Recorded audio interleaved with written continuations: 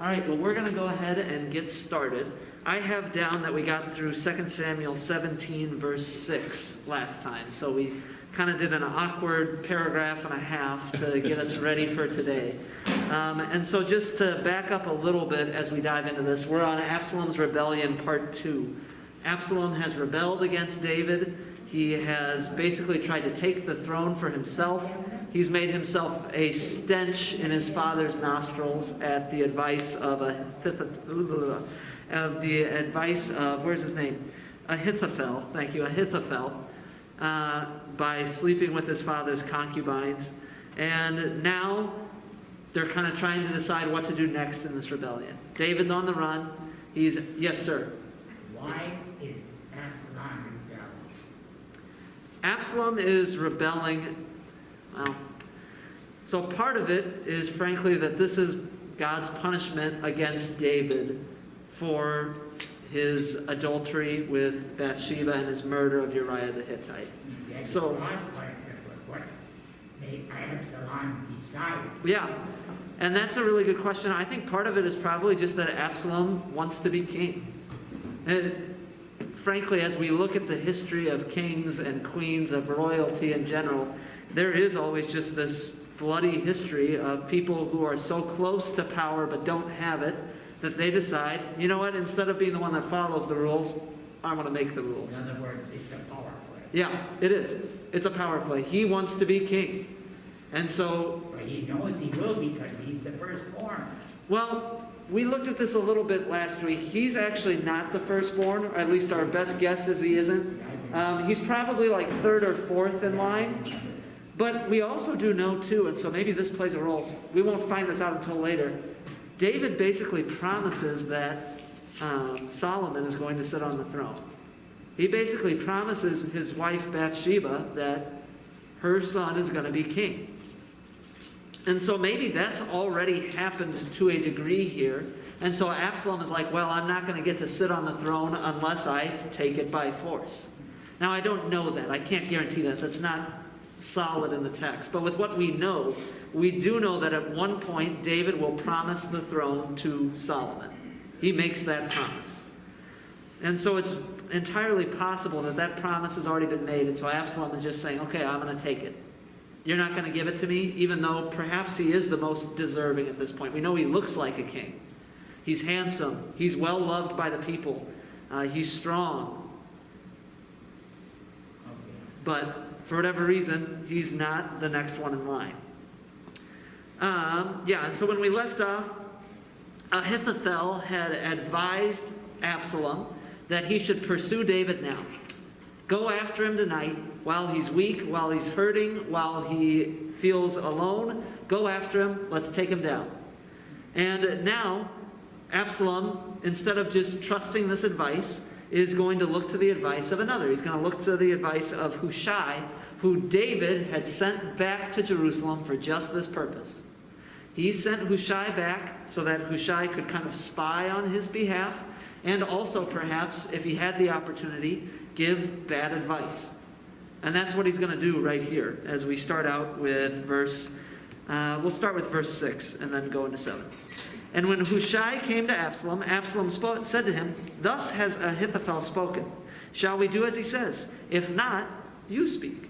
So what do you have to say, Hushai?"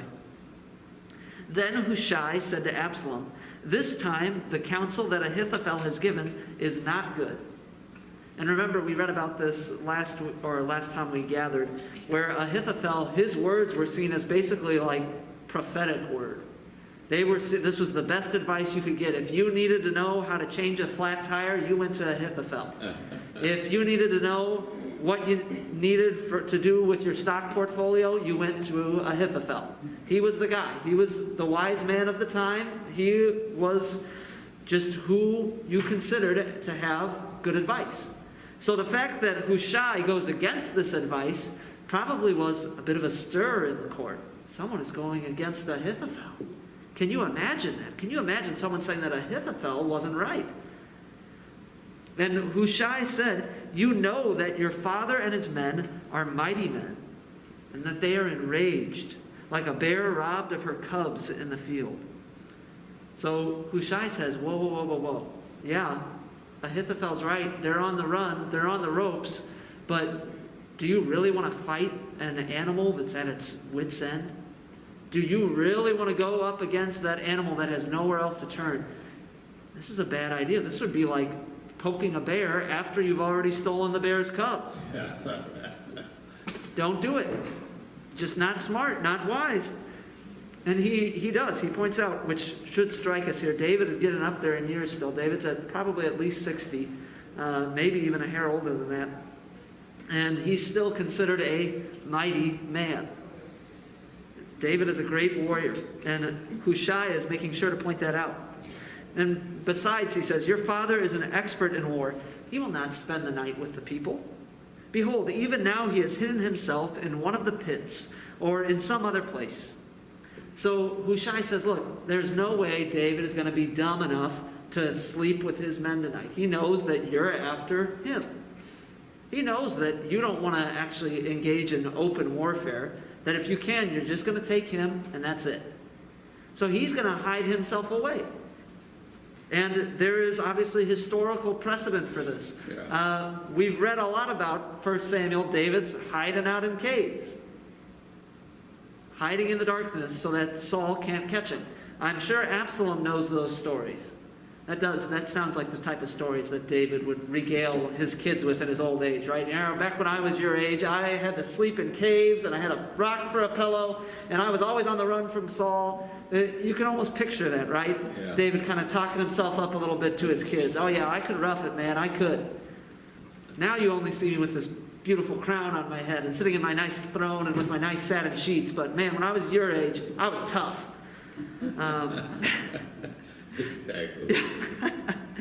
And so he says, behold, even now he's hidden himself, and as soon as some of the people fall at the first attack, whoever hears it will say there's been a slaughter among the people who follow Absalom. So Hushai even kind of points out, man, if you go and you engage in this fight, and you start to lose even just a few people, you know how the news cycle works. It's going to be like you lost half a battalion of troops, even if you just lost a few. So the second you go and attack and you take even the slightest bit of casualties, people are going to start to turn on you, Absalom. They're going to say, Absalom doesn't have it. The old man, though, he's still wily like a fox. He's still a mighty man. That's who we should be trusting. That's who should be our king. Then even the valiant men, so this news cycle is going to happen, then even the valiant men, whose heart is like the heart of a lion, will utterly melt with fear. For all Israel knows that your father is a mighty man, and that those who are with him are valiant men. So he says, look, the second you start to lose troops in this fight, if you go tonight and you don't get him, it's going to look really, really bad for you, Absalom. Even your bravest troops, even your strongest soldiers are going to start to think to themselves, ooh, we've heard about this David guy. We know that he's slain a giant. We know that he was on the run for years and still somehow managed to end up on the throne. We know that he took a troop of 300 ruffians and became king. And now he still has actually his closest advisors, his strongest troops with him. Is this the battle we want to pick? Do we want to be on the wrong side of history here? Do we want the king to come back into his power and say, hey, where were you when all the fighting went down? Whose side were you on? Hushai is saying, look, this is a PR nightmare if you don't get it right. So then he offers up his counsel. Verse 11. But my counsel is that all Israel be gathered to you, from Dan to Beersheba. And so again, this is that old saying in the Old Testament. From Dan to Beersheba, gather all the people from as far north as you can, from as far south as you can. Gather all of your troops together. Take time to make sure that your power is consolidated, that you are ready, as the sand by the sea for multitude, and that you go to battle in person. So don't just let the small troop go out tonight. Gather all of your forces, and you go out. You go out and fight Absalom. So we shall come upon him in some place where he is to be found, and we shall light upon him as the dew falls on the ground. And of him and all the men with him, not one will be left. So he basically says, no, don't just go after David tonight. Gather your troops so that way we can just completely annihilate this group. So you can be guaranteed of victory. In verse 13 he continues, and if he withdraws into a city, let's say he hears about this plan and he hides into a city, then all Israel will bring ropes to that city and will drag it into the valley until not even a pebble is to be found there. You know what, if we do that, we'll have enough strength that even in the strongest city, we'll be able to tear those walls down, we'll be able to get David out. And Absalom and all the men of Israel said, the counsel of Hushai the Archite is better than the counsel of Ahithophel. For the Lord had ordained to defeat the good counsel of Ahithophel, so that the Lord might bring harm upon Absalom. So even here, this is one of those kind of difficult struggles we see here. Absalom is in some respects here God's judgment on David. We know that. We saw that after the Bathsheba incident, that there was going to be a rebellion from David's own household. And yet, nevertheless, what Absalom is doing is wrong. And so God is going to hold him accountable for this. He is sinning. He is overstepping his bounds, his authority. In some respects, in fact, my study Bible kind of made this connection. I thought it was at least a worthwhile connection. They compared this to that idea of Judas, right? Mm-hmm. Judas is someone that Scripture foretold. Someone that God said, yeah, someone is going to betray my son. And yet is Judas still held accountable for that? Yeah, he is. And this is one of those kind of questions of predestination where we kind of have to throw our hands up and say, God, we know that you desire all men to be saved. And we're going to cling and we're going to hold to that promise, and we're going to do what we can as your servants to share that good news with everyone.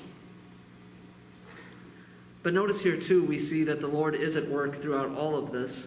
Ahithophel gives good counsel. Ahithophel says, let's go attack right now. Let's just go get David. Forget about everybody else. Let's get it done. And Ahithophel is known as the good counselor, as the guy you want leading your charge, planning your strategies out. And yet, who do they listen to? Hushai. They listen to the other one. And Scripture tells us that was God's plan. That God was going to use Hushai to, instead of giving good advice, promote bad advice that Absalom would follow. Now, to be fair to Hushai, Hushai is very clever. His statements make sense, right? We read his statement and we're like, oh yeah, we totally buy that. Maybe actually we buy it even better in our world today, where like PR nightmares are a legitimate thing. Where there's people that get paid hundreds of thousands of dollars to try to protect people from putting their foot in it, right? And that's what Hushai is doing here. But we're also going to see in verse 15 and following that Hushai isn't just going to count on his advice, because he knows that the advice Ahithophel, man, that's a tough name, Ahithophel said is good advice. And so he's still a little bit worried that perhaps Absalom will waffle and say, you know what, never mind, I'm going to go with Ahithophel. So then verse 15, Hushai uses the network of spies that David has installed in Jerusalem. Hushai said to Zadok and Abiathar the priests, thus and so did Ahithophel counsel Absalom and the elders of Israel, and thus and so have I counseled. So he explains the whole story. This is what Ahithophel said, this is what I said. And right now, Absalom's with me. He's not going to do anything tonight. But I want you now, therefore, to send quickly and tell David, do not stay tonight at the fords of the wilderness, but by all means pass over, lest the king and all the people who are with him be swallowed up. So Hushai tells the priests to tell their sons, this is a really complicated plan, tell the priests to tell their sons that David should cross over the Jordan tonight. Don't wait on this side, because Ahithophel has said we should go tonight. And obviously, if you get to the other side of the Jordan, that's going to be a much safer place for you. It's going to be harder for that army to come across, harder for that army to come attack David. And Hushai knows that right now Absalom is on his side. He's not debating that. But he is. He's just making this contingency, this plan to say, hey, this had been of an idea that was bandied about, and maybe I'm still in the dark. Maybe they don't trust me. So you get over, get to safety, and we'll go from there. Now, Jonathan and Ahimaaz, these are the sons of Zadok and Abiathar, were waiting at En-Rogel. And a female servant was to go and tell them, and they were to go and tell King David, for they were not to be seen entering the city. So we see that there's all these layers of deception here that are trying to protect the priest, that are trying to protect the priest's sons, that are trying to protect Hushai, that are trying to protect David. But a young man saw them and told Absalom. So he hears that Jonathan and Ahimaaz, who were not in the city when he arrived. So basically, if you left Jerusalem with King David, I don't really need this. If you left Jerusalem with King David, the thought was, you're on King David's side. And so now these sons have come back, and I'm sure the theory is, well, Zadok and Abiathar stayed, but their sons went because they want to be the priests. And so if Zadok and Abiathar stayed and they left, if David becomes king, well, then who's he going to make the priests? The priest's sons. So I'm sure that's the thought that Absalom has here. So both of them went away quickly. They realized that their cover is blown, and they came to the house of a man at Bahurim who had a well in his courtyard. And they went down into it. So he has some form of cistern or well just in the courtyard of his house, and they go and they hide in the well. So we're picturing kind of like Joseph, right? Joseph gets thrown into that dry well. This is where they go. They go into a wet well, to be fair. It's clearly still in use if it's in his courtyard. But they go down into this cistern, and they're hiding out there. And the woman, so the woman who owns this house, took and spread a covering over the well's mouth and scattered grain on it, and nothing was known of it. So why does she scatter grain on it? I think at least when I first read this, my thought was, oh, she's just like covering it so that it's just totally hidden, so that when they look at it, they're going to just basically see another part of the yard, right? So you've got this hole, and you put a tarp over it, and then you cover it with more grass so that it all just looks like grass, basically. But what she actually is doing here, as she covers it, when she puts this grain down, there was a practice that Israelites would do to try to dry out the grain. Yeah. And so that's what's actually happening here. So that's why they don't check it, because they see this grain that's drying on this tarp, and they think to themselves, oh, they're drying out their grain, making a tasty snack. Like, we don't need to interrupt that. There would not be anything under there. It's just what we do. We dry our grain, so that way we have these little grain puffs that we can eat. So that's what she does to hide them. And when Absalom's servants came to the woman at the house, they said, where are Ahimaaz and Jonathan? So they know that they've been fleeing, and they ask her straight up, where are they? And the woman said to them, they have gone over the brook of water. Interestingly enough, this gone over the brook, we're not actually sure what that Hebrew word means there. It's not a word that's used anywhere else in Scripture. And I think there's maybe a sense here where she uses just a word that's really confusing, even to the soldiers, right? So they're like, well, we're not sure what she means there, but we're going to go hunt them down. They're over by the water somewhere. And so they go, and when they had sought and could not find them, they returned to Jerusalem. And as we see this, this is a reminder, I think, that as we talk about what it means to tell a lie, about what it means to tell a falsehood, there are times where it is acceptable to lie. The thought that immediately comes to my head, and this is such an extreme example that it probably shouldn't, is like in the Holocaust, right? If, let's say that we had Jews who were staying with us, would it be the Christian thing to say, oh, you're right, I've got them, here, take them and kill them? Yeah. No. Well, And we see that actually throughout Scripture. We see several instances where God's people, instead of telling the truth, tell a lie in order to protect the lives of others. So we could go back to Exodus. The Hebrew midwives, instead of telling Pharaoh, yeah, we're just keeping the babies alive, they say, well, the Hebrew women are just so special, right? They're just so strong. They have the babies right away, and there's nothing we can do about it. They tell a lie, and actually God blesses them for it because they're protecting his people. And so as we think about that, not a hard and fast rule, but I think a general rule on this, and I think we actually tend to sense this. We tend to know when a lie is wrong and when it's okay. Like, if I tell a lie to Michaela so that I can help her have a surprise birthday party or whatever, that's not a harmful lie. There's no intent to hurt. There's no intent actually even to deceive for my benefit. It's to benefit others. Is it a lie or a fib? See, and that would be an interesting distinction. I don't know that I could actually make a clear distinction between what is a lie and what is a fib. But yeah, it is. You gotta protect. Yeah. I wouldn't call it a lie because you're protecting. Yeah, and I think that is. I think if our lie benefits the people around us, like if it actually benefits them, rather than benefiting ourselves. A lie benefits you. Yeah. If the lie benefits you, you're probably on thin ice. Like, because I think the distinction here would be, let's say someone comes to Peter and says, Peter, are you a Christian? Do you know this Jesus? And Peter says, no. Is that a lie that benefits? Is that a lie that protects? It is. But it's a lie that protects him. It's a lie because God planned it that. Fib really, because God planned it that. Yeah. And I think that's kind of an important thing here, is that as we think about what it means to be a good neighbor, it is actually all about caring for the people around us. And so that's why we see here this lie is a benefit. It's a benefit to the neighbor rather than to herself. And I think that's important, or at least an important distinction for us to make. I'm not going to make a claim that every lie that you tell to benefit the people around you is good. You're God's people, the Spirit's with you. I anticipate that He will help in that regard to say whether it's good or not. We'll generally know. But yeah, I think that's at least an interesting distinction to make.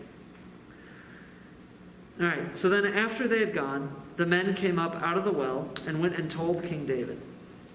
And they said to David, arise and go quickly over the water, for thus and so has Ahithophel counseled against you. Then David arose and all the people who were with him, and they crossed the Jordan. By daybreak, not one was left who had not crossed the Jordan. So we see here this plan does get David to some measure of safety. He crosses over the Jordan River into the wilderness on the other side, and that does provide a natural boundary for him against Absalom and against that threat. Now, verse 23, when Ahithophel saw that his counsel was not followed, he saddled his donkey and went off home to his own city. He set his house in order and hanged himself, and he died and was buried in the tomb of his father. Now, as we see this death, it's a really interesting kind of side note here. Obviously, what Ahithophel does here is wrong. And at first glance, I think our first instinct is probably to say, well, this is just wounded pride, right? Ahithophel has his advice that's always followed instead rejected. And so he goes home and kills himself. He can't live with the fact that he is not number one. That his advice has become secondary to someone else. And that very well may be the case here. I do think, though, the fact that he sets his house in order, the fact that he has this plan here, maybe is reflective of kind of a greater plan within this. If David comes back, and remember, Ahithophel knows he offered good advice. He knows he offered advice that was probably going to result in David being captured. If David comes back to Jerusalem, what happens to Ahithophel? He's going to be... Yeah, he's a goner. What probably happens to Ahithophel's family? I don't think they necessarily get killed, but is it likely that in some respect they experience a great deal of shame within the kingdom? A great deal, perhaps even, I don't want to say persecution, but maybe there's like a tax that is levied against them of some sort that the king says, yeah, your family was against me. No way that you get to keep all of these fields that you own. I'm claiming this many. So I think in some respects here, Ahithophel might just be kind of saying, you know what, I lost. As the old saying goes, if you come at the king, you best not miss. He knows that he missed. That his advice not being followed tonight means that God is with David still, and that David is going to win. And so rather than waiting and facing that music, he decides to take matters into his own hand, and I think in maybe some way, shape, or form, perhaps protect his family from his shame that is about to come. Now, I don't know that. This is all reading a lot into just a couple of verses. I think there's probably a little bit of both going on there. There is probably that wounded pride. We know how dangerous pride can be. We've all seen that. We've seen it in people's lives. You know, I'm going to confront you on that because, you know, David recognized the other, what's his name? Starts with an 8, but this other one starts with Hushai. an 8. Yep. He was respected. Yep. So why can't he have both of them? He told H what to do, but he might have agreed, or did he agreed Yeah. with the first one. So I just wonder, is you know, politics nowadays, you have to listen to advice. You should. If you don't, you're ruined. Yeah. But why did he kill himself? I just... No, I agree. I think we do see this, and it is meant to be seen as A, tragic, B, also very unnecessary. I think we do run into this risk oftentimes in life where we play this comparison game, right? And where we really want to make sure that we are the best. That this is what so many people strive for. Not just to be good, but to be the best. I have to be the best basketball player. I have to be the valedictorian of my high school class. I have to be the best preacher that you've ever heard. That's pride. Yeah, it is. It's called pride. Yep. It 100% is pride. And when we let pride drive our lives like that, our lives tend to fall apart. Because frankly, very few of us in the world get to be the best at anything. It's just the reality. There almost is always going to be someone better than you at whatever you're striving to be the best at. And there's always somebody. Yeah.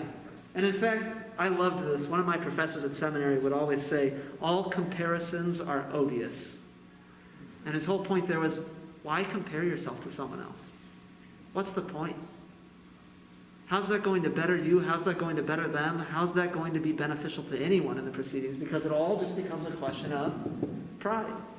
So he says, just do away with them entirely. Now, there's obviously exceptions to that rule. I said this to the VBS kids, and they're like, well, what about this? And I'm like, okay, that's a pretty good one. You're right. We should probably try to be better, like, more faithful Christians. Granted. But that does not mean we should compare ourselves to one another and say, oh man, that Wally, he's just the best Christian guy I know. That's who I need to strive to be. Right? That, even if it's true, that is of detriment to the rest of us. That hurts our relationships when we look at each other just in that way. We can't judge ourselves. No. There's only one supreme. There is only one supreme judge. You're right. Yeah. And it's not that we shouldn't, again, it's not that we shouldn't strive to be better in our lives. That's not the point there. But the point is when we start playing the comparison game, which I think Ahithophel does do here, and says, you know what, my advice is no longer wanted. We just break ourselves. We do. Because our egos are so fragile as it is, which in some respects is a good thing, don't get me wrong. But yeah, it's a balancing act there where, and I think it is. I think the further we stray from comparisons, the further we stray away from that game that the rest of the world wants to play, the better off we are, which is a comparison right there. But it is what it is. So, all right, so verse 24. Then David came to Mahanaim, and Absalom crossed the Jordan with all the men of Israel. So we finally get to the map. David crosses the Jordan and he comes to Mahanaim. We're not 100% sure where Mahanaim is. Our best guess is that it's kind of by the Jabbok River. We're not 100% sure on that, but that's where he's headed. And Absalom has gathered his armies to himself, and he too has crossed into the eastern part of the Jordan Valley. And now Absalom had set Amasa over the army instead of Joab. So Joab has gone with David, so Absalom has named his own commander. He's named Amasa. Now Amasa was the son of a man named Ithra the Ishmaelite, who had married Abigail, the daughter of Nahash, sister of Zeruiah, Joab's mother. And so we get this kind of very complicated genealogy. It feels almost like a riddle, like this man's father is this man's son or whatever. But as we're reading it, basically what we see here is that he is a cousin-in-law of Joab. So he's a cousin-in-law of Joab. Joab, we actually think, is one of David's nephews. So Amasa is also probably related in some way, shape, or form to David by marriage. So it's all in the family here. This whole rebellion has been a disaster for this family, and we're still seeing that here in this appointment. And Israel and Absalom encamped in the land of Gilead. So Gilead is really referred to as any of this region of the Jordan, south of the Jabbok. Actually, it even goes north of the Jabbok. Really from that river just to the south of the Sea of Galilee down to Gad is kind of that region of Gilead, or region of Gilead. And when David came to Mahanaim, Shobi the son of Nahash from Rabbah of the Ammonites, and Machir the son of Amiel from Lodabar, and Barzillai the Gileadite from Rogelim, brought beds, basins, and earthen vessels, wheat, barley, flour, parched grain, beans, and lentils, honey and curds, and sheep and cheese from the herd, for David and the people with him to eat. For they said, the people are hungry and weary and thirsty in the wilderness. So as David comes to Mahanaim, as he comes to this place to rest, some of his allies from afar come to him and they bring him food and drink and supplies, which actually is a pretty sharp contrast from that first time that David's fleeing in the wilderness. The story that at least immediately comes to mind for me is that story of Nabal, who's like, yeah, there's no way I'm giving you anything. Like, you and your men can lump it. Just stay in your caves, find your own food. I'm not helping. And yet here we do see that God is providing for David. Literally, he has these 3 men who bring him a host of supplies for him and his men so that they can be cared for as they've been in the wilderness. Chapter 18 then. Then David mustered the men who were with him and set over them commanders of thousands and commanders of hundreds. So he looks at the men who are with him and he basically divides them up into military units. And David sent out the army, 1/3 under the command of Joab, 1/3 under the command of Abishai, the son of Zeruiah, Joab's brother, and 1/3 under the command of Ittai the Gittite. So we looked at that a couple of chapters ago too, and it's just so interesting to me. 1/3 of David's army is under the control of a Gittite, of a man from Gath, of a man from the town where Goliath was born. It is a fascinating look at David to be able to say, wow, this guy who should be his enemy, who should be his sworn enemy, right? He trusts enough to lead 1/3 of his army in this battle that's going to be pretty necessary for him to survive. David's toast if he loses this battle. It also says something about this Ittai guy. We don't read a lot about him. It's really only these 2 chapters. But what an interesting character this is, this man from Gath, a Philistine by birth, who now is in Israel serving King David. There's a whole backstory there that I think is just fascinating and speaks to the fact that God's gifts of salvation, frankly, have always been for the whole world. It's not just the nation of Israel that is able to receive these promises. It's even some dude from Gath, from the heart of really Israel's greatest enemy throughout the book of Samuel. But anyway, and the king said to the men, I myself will also go out with you. So David says, I'm going to go out. You guys are going to lead, but I want to come out and I want to fight. But the men said, you shall not go out. For if we flee, they will not care about us. If half of us die, they will not care about us. But you are worth 10,000 of us. So they're basically saying, look, we know that right now we're just kind of pawns in this battle. But if they get you, the war's over. So it makes no sense for you to come out and fight, because if you come out and fight and something happens, a stray arrow gets you or whatever, battle's over, war's done, and Absalom's king in Israel. Therefore, it is better that you send us help from the city. So they say, no, you lead from the back here, you lead from the rear guard, you stay in the city, and you watch the battle, and you send troops where you think we need help. That's their plan.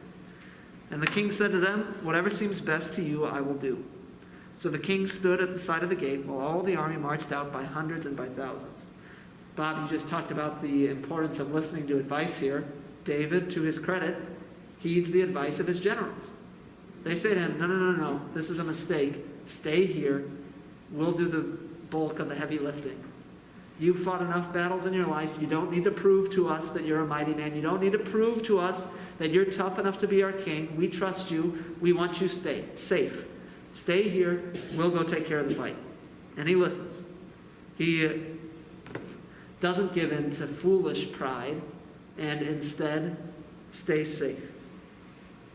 But he also stands there so that all of the army can see him as he goes by. So the army can be revved up so they can understand who they're fighting for, what they're fighting for, and they can be ready. And the king ordered Joab and Abishai and Ittai, deal gently for my sake with the young man Absalom. And all the people heard when the king gave orders to all the commanders about Absalom. So there's also an ulterior motive here. David, as all the troops are going out through the gate, standing with his commanders, says, be gentle with Absalom. So all the army hears this command that David gives to his commanders, do not hurt Absalom.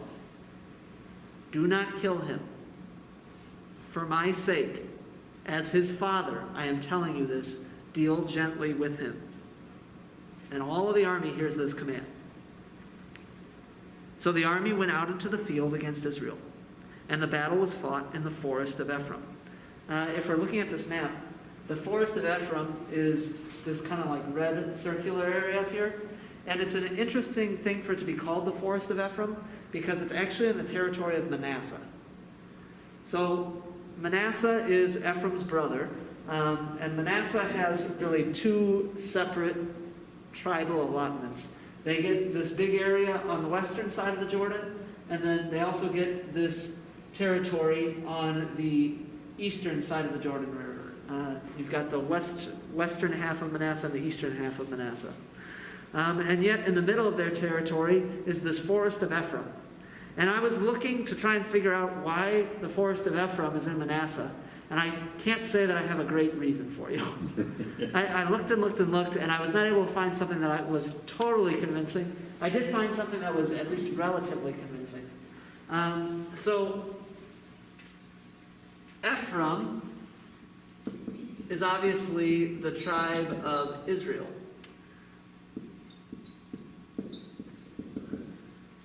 Rephaim was I don't want to say Canaanite tribe, but they were an original kind of people group that lived in this area of Gilead, that lived on that eastern side of the Jordan.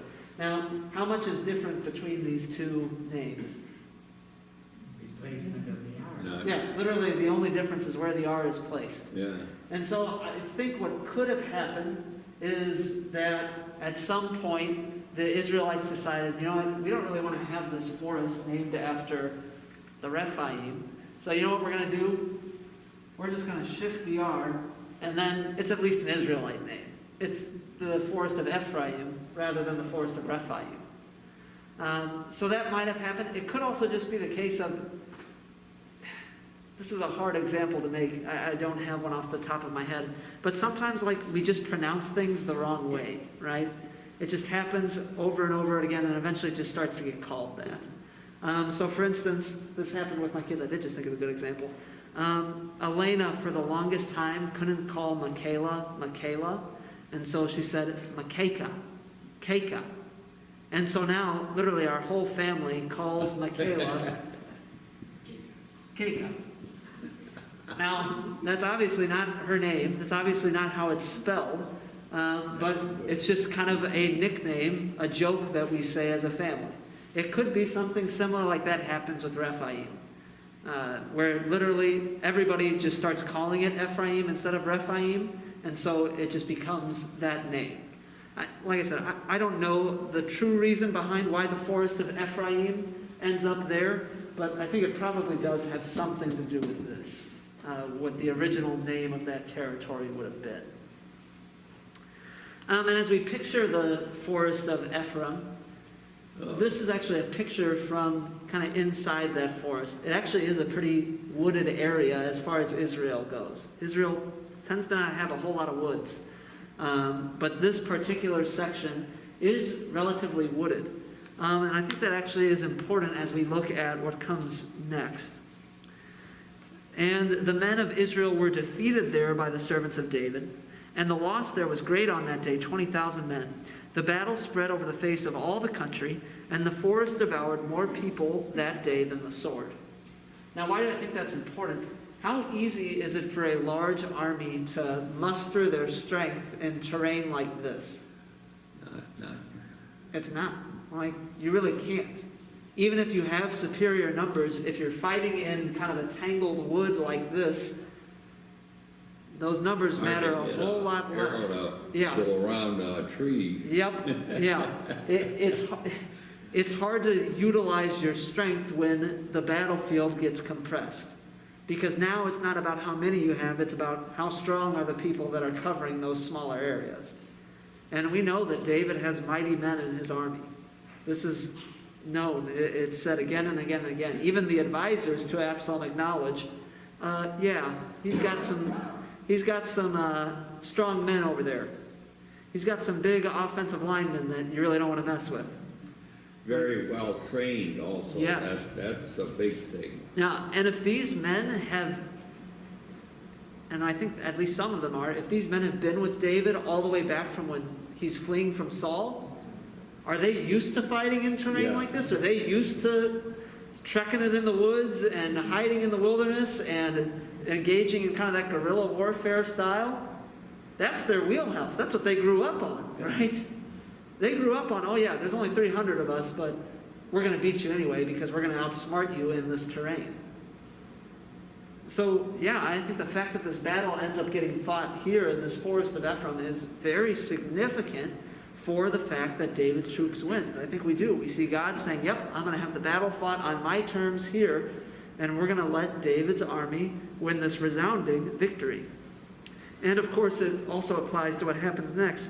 And Absalom happened to meet the servants of David. So this battle is kind of spreading out. Obviously, once you get into a forest like this, the army lines start to disintegrate. They really do. And in the midst of that disintegration of the lines, Absalom comes across some of the servants of David. He comes across David's army. And he tries to get out of Dodge. Absalom was riding on his mule, and the mule went under the thick branches of a great oak, and his head caught fast in the oak, and he was suspended between heaven and earth, while the mule that was under him went on. It sounds like God's doing. Yep. It definitely should be seen as God's doing. Yeah, he's riding on his mule. He's trying to flee, so he's getting his mule to go fast. And because his mule is going fast, his hair is bouncing behind him in the air, and his thick 5 pounds worth of hair catches in the tree branches, and so he's stuck. The mule comes out from under him. I can only imagine how painful that would be. I have short hair, so I've never had the experience of my hair getting caught in anything. The closest I can think of is like my kids randomly grabbing my hair and pulling, because babies do what babies do. Yeah. I would imagine that your weight being borne by the brunt of your hair would be excruciating on your scalp. I cannot imagine that's a good feeling. And so he's hanging there struggling, caught like a fish on the line, right? Wow. And frankly, even, this would reflect the fact that he's practically cursed, right? We see that throughout the scriptures. There is this promise that if you're hung upon a tree, you're cursed. We see David do this after those 2 ruffians kill Ishbosheth, Saul's son who is sitting on the throne. He takes their hands and he hangs them on a tree to say, these guys are cursed. This was a bad action. They are under God's curse. This is why it's so significant that Christ is crucified for us. He endures that curse of the tree. He endures that curse of sin and death on our behalf. But right now, Absalom is bearing that curse upon himself as he's hanging in this tree. And a certain man saw it and told Joab. So Absalom is hanging here in this tree. The battle is now officially over, right? Absalom is captured. He's trapped. And this man, he goes and tells Joab, behold, I saw Absalom hanging in the oak. He was stuck there. And Joab said to the man who told him, what, you saw him? Why then did you not strike him there to the ground? I would have been glad to give you 10 pieces of silver and a belt. So Joab says, you should have killed him when you had the chance. You had him dead to rights. I would have paid you. I would have given you silver and a belt. I would have made sure that you knew, that everyone knew how prestigious you were in the army. But the man said to Joab, even if I felt in my hand the weight of 1,000 pieces of silver. So he ups the ante. He says, even if you gave me 100 times what you just promised me, I would not reach out my hand against the king's son. For in our hearing we heard the king commanded you and Abishai and Ittai, for my sake, protect the young man Absalom. He says, look, I know what the king told you. The king told you to keep this Absalom safe. Keep him safe. There's no way I would have gone against his orders and killed Absalom. On the other hand, he continues, if I had dealt treacherously against his life, and there is nothing hidden from the king, he says, look, the king's going to find out either way, then you yourself would have stood aloof. So if I had been the one to do the deed, if I had killed him, and you gave me my 10 pieces of silver, my 1,000 pieces of silver, whatever it was, you would have hung me out to dry. The king would have found out, and you would have said, oh, it wasn't my fault. He took this action into his own hands. He said, all right, I'm going to kill him. It wasn't me. And Joab said, I will not waste time like this with you. So Joab says, no, I'm done with this conversation. And he, Joab, took 3 javelins in his hand and thrust them into the heart of Absalom while he was still alive in the oak. So Joab goes over to Absalom, who's hanging in the tree, and he takes 3 spears and stabs him.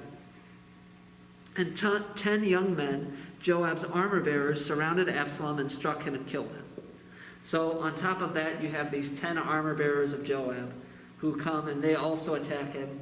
And this is kind of the same principle as the firing line in the modern-day army, right?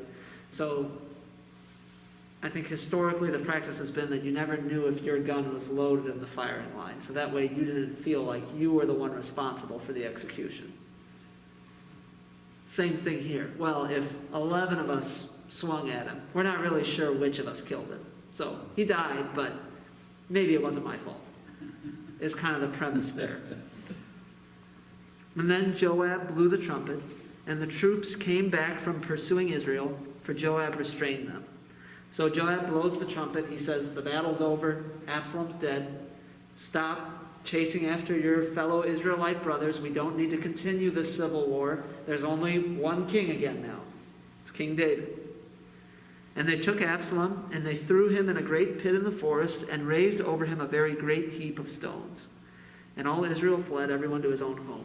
So Absalom's army flees. That army he's gathered from Dan to Beersheba, they head back to their homes, hoping and praying that David will not hold this against them.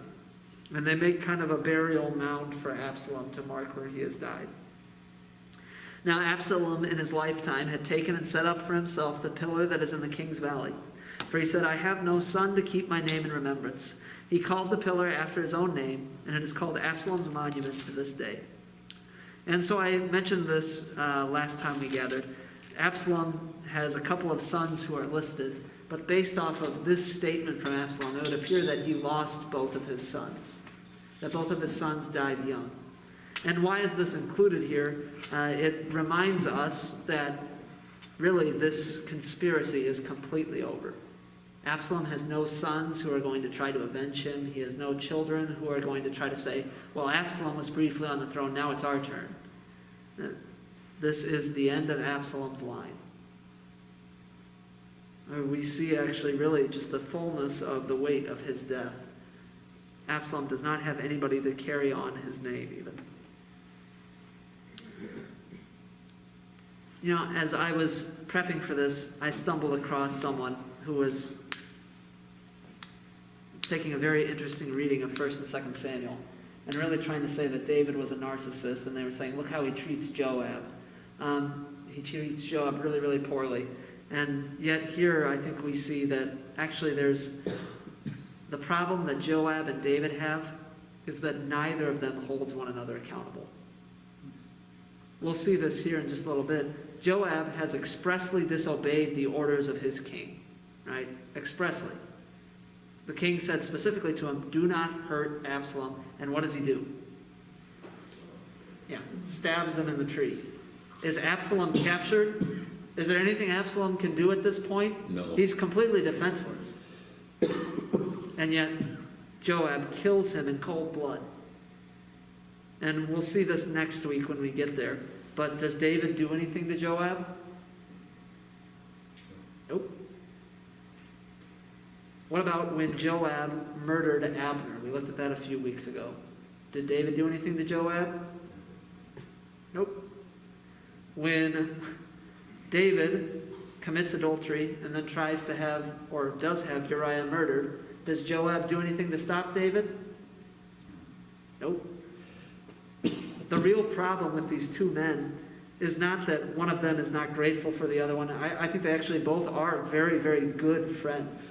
I think as we read this, we see that clearly, actually. The fact that they continue to support one another throughout their lives, despite their failures. The problem is actually that they will not and do not hold one another accountable. And that's where we see actually almost all of their failings coming to bear. Do you just feel because they were friends? Yeah. I mean, that was the whole thing, why they didn't, hold each other accountable? I think that's probably the biggest reason. I think they are related. I think Joab is David's nephew. So there is a kinship there. There is a familial connection there as well. But yeah, I think the big problem is that they become such close friends. Remember, we even just saw that not that long ago. I think it was 3 chapters ago. Joab puts on this elaborate ruse to try to get David to bring Absalom back. And David sees it and he's like, come on, Joab, I know this is you. They're so tightly knit together that their sins just kind of mesh. That instead of saying, hey, and this is a danger I think we all have, right? We all have this danger when we get really close to people. It is really hard for us to say to one another, you're really messing up. Those are the conversations that we try to avoid whenever possible. Because they're not comfortable conversations, and we're afraid that we're going to alienate our friend. We're afraid we're going to alienate the people that we love. And I think that's the problem we see here with Joab and David. And yes, there are times where they try to do the right thing. We'll see this in Chronicles. David tries to do a census. He tries to take a count of everybody in the land. And Joab says to him, dude, you don't need to do this. God does not want you to do this. God is not going to like this because you're obsessed with your own power. And David says, well, no, I'm not going to listen to you about this. So yeah, there's a balancing act there of, yeah, maybe there are times where they try to correct one another and they just don't listen. But even then, we've had those opportunities, I'm sure, with friends where our friend has said to us, well, I'm not going to listen to you. And yet if we continue to push, we can maybe even get them to back off. There's that sense where we need to be persistent as God's people when we correct one another. We do. It's not enough to just say once, hey, you really need to knock it off. There's a consistency there that true friends share with one another, that we hold one another accountable. And that's just lacking in Joab and David's life. So then Ahimaaz, the son of Zadok, said, this is the same Ahimaaz that ran out with the news to David about crossing the fords, the son of the priest. Let me run and carry news to the king that the Lord has delivered him from the hand of his enemies. And Joab said to him, you are not to carry news today. You may carry news another day, but today you shall carry no news because the king's son is dead. So Joab says, no, I don't want you to go run and tell David this. I think he might be trying to protect himself a little bit on that front. That could be part of it, yeah. I think he also, though, knows that when other people have come and told David that an enemy has been disposed of, what has generally happened to those people? They've generally been killed. Now, to be fair, those people have lied and said they were the ones who did it, or in one case, they were actually the person who did it. And David was like, yeah, no, that's not how this works. So perhaps Joab is a little leery of that he might send Ahimaaz to his death by sending him. So then Joab said to the Cushite, "Go tell the king what you have seen." So he takes this other servant instead, the Cushite, bowed before Joab and ran. But Ahimaaz is persistent. Then Ahimaaz, the son of Zadok, said again to Joab, "Come what may, let me also run after the Cushite." And Joab said, "Why will you run, my son, seeing that you will have no reward for the news?" So he again reiterates, there's no benefit to you to go do this. David is not going to like the news that is coming. And Ahimaaz said, "Come what may, I will run." So Joab said to him, "Run." Then Ahimaaz ran by the way of the plain and outran the Cushite. So if we go back to that map, they're up in the Forest of Ephraim, and we're not sure where in that forest, obviously, but the Cushite decides that he's just going to run straight through to Mahaniah, to go back to David. And Ahimaaz instead goes down to the Jordan River and takes the easier road, but longer road. And so there's not a great deal of significance here, but the Cushite is trying to run through this. Right? He's literally trying to run through this difficult forest, whereas Ahimaaz says, "I'm going to take the easy road and run by the river, where I don't have to deal with this kind of terrain." And so that's why he's able to outrun him and get to David first. Now, David was sitting between the two gates, and the watchman went up to the roof of the gate by the wall, and when he lifted up his eyes and looked, he saw a man running alone. The watchman called out and told the king. And the king said, "If he is alone, there is news in his mouth." And he drew nearer and nearer. So what David is pointing out here is, well, if we had lost the battle, if this was a full-scale retreat, there'd be more than one guy. So if it's just one guy, he's bringing news. The watchman saw another man running, and the watchman called to the gate and said, "See another man running alone." The king said, "He also brings news." Again, he points out, if this was a retreat, if this was something that was causing us here to have to flee, there'd be more than one. We'd see a band of stragglers coming. So this is another guy bringing news. The watchman said, "I think the running of the first is like the running of Ahimaaz, the son of Zadok." And the king said, "He is a good man and comes with good news." So David gets his hopes up a little bit here. He says, "Oh, it's Ahimaaz. I know Ahimaaz. He's the son of the priest. He's the son of Zadok, my close friend. He's helped me out before. He's going to be bringing me good news." And so then Ahimaaz cried out to the king, "All is well." And he bowed before the king with his face to the earth and said, "Blessed be the Lord your God, who has delivered up the men who raised their hand against my lord the king." And the king said, "Is it well with the young man Absalom?" So he hears that he's won a victory. That's what Ahimaaz says to him. "You're safe. The Israelite army has been defeated. You're the king." And his only question that he has is it well with Absalom? And Ahimaaz answered, "When Joab sent the king's servant, your servant, I saw a great commotion, but I did not know what it was."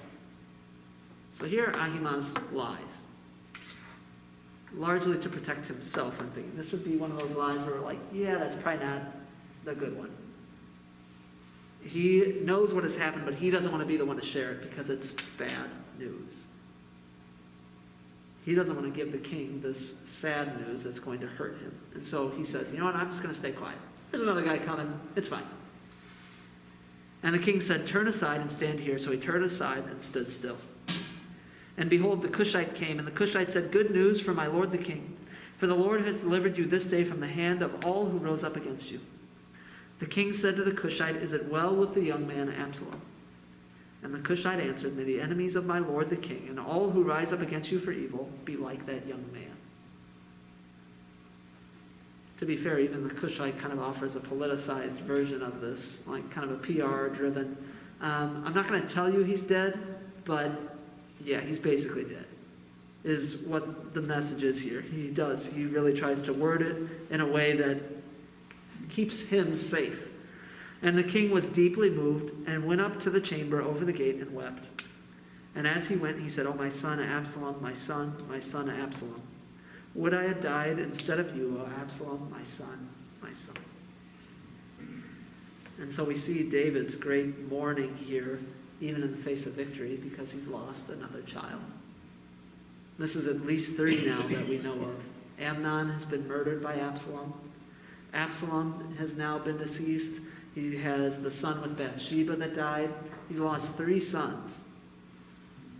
And he's filled with grief. And even says he would rather be dead and have his son alive than be experiencing this pain that he's feeling. Now, Joab is going to rebuke David for just how strongly, how harshly he takes this. And I think there is some truth in Joab's rebuke. Don't misunderstand me. I think some of what Joab says is true. But there is also this great sense of mourning that King David rightly feels here. This whole story has been a tragedy. Make no mistake. Frankly, actually, most of what we read in 2 Samuel is tragic. And as God's people, it is right for us to mourn the passing of the people we love. It is sad. Death is an enemy. Paul makes that abundantly clear. Just remembered that enemy last night in great detail. And yet, as David would say in some of his psalms, or as we continue to cling to those promises, we're also reminded that we do not grieve as those who have no hope. Because we do have a lasting hope. The promise of the resurrection. And so even in the midst of our mourning, we cling to that. And so perhaps David could have been a little more faithful in that regard here, but we'll see that as we really dive into it next week. Let's close with a word of prayer. Lord God Almighty, we give you thanks for this opportunity to be in your word, to hear again of the great love that you had for your servant David, and by extension, Lord, the great love that you have for us. And yet, Lord, as we look at these accounts, we are reminded of the sting of death, of that great grief that we have in our own mortality. Lord, as we begin our journey in Lent this year, as we began that journey just last night with Ash Wednesday, Lord, we pray that you would hold our mortality before our eyes, that you would remind us of our sin, that we might repent and grieve and mourn at our wickedness and at our mistakes. And yet, Lord, as we journey to the cross, we continue to be grateful for it, and we continue to give you thanks and praise for the work of your Son, for his life, for his death, for his resurrection, by which we are healed. Lord, we pray that you would hear our prayers throughout these 40 days, that you would continue to point us not just to our mortality, but also to the resurrection. Lord, we ask this all in your Son's most precious name. Amen.